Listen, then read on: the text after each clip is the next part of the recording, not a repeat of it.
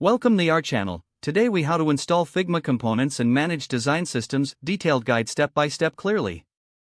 To install Figma components, start by opening your Figma project. Navigate to the Assets panel located on the left sidebar.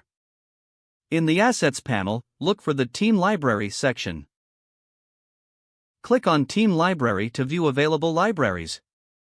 Enable the libraries you wish to use by toggling the switch next to their names. Once enabled, close the Team Library panel.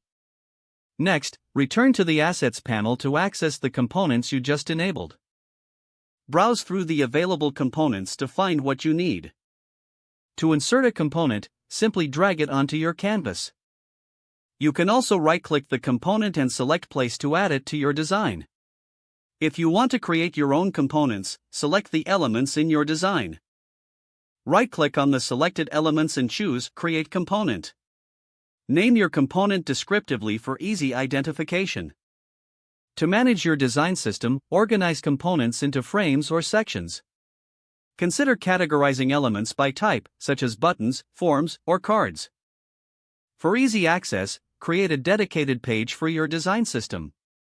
Use consistent naming conventions for layers and components for clarity.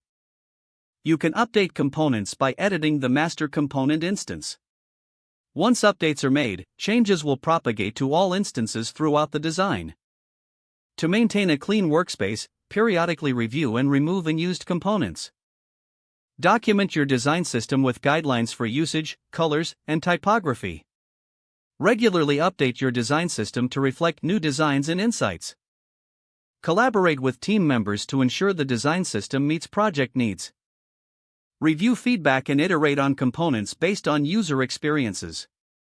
With these steps, you can effectively install Figma components and manage your design system.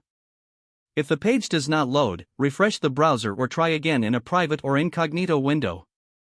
Make sure you are using the correct email address, then retype it carefully to avoid small typos. If your password is not accepted, use the reset option and create a new strong password you can remember.